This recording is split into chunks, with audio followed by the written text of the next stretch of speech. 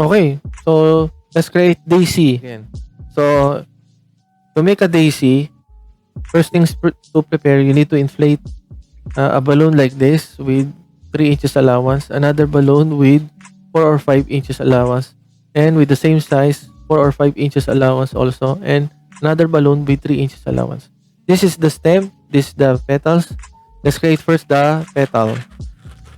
Okay, create a loop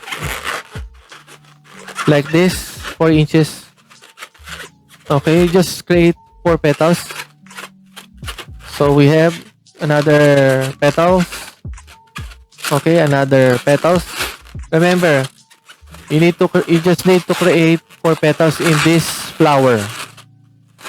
Okay, now we need to remove this excess. We don't need this anymore.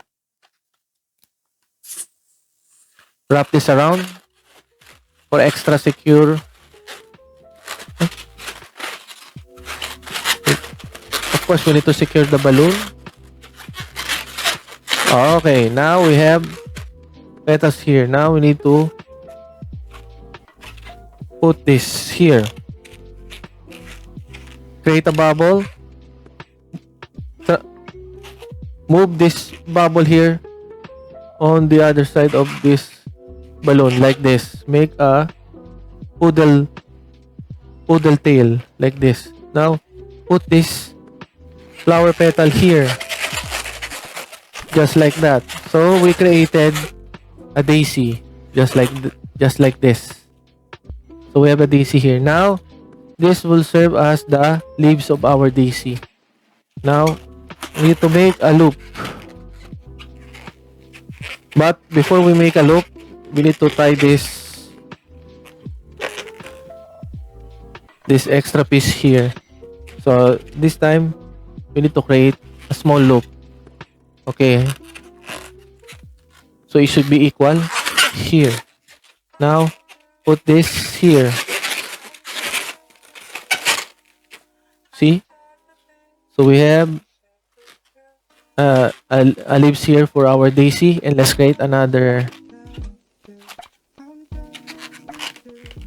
leaves for our daisy, this time a different color.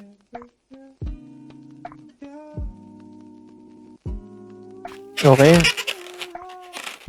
twist it equally in half to create 2 loops like this.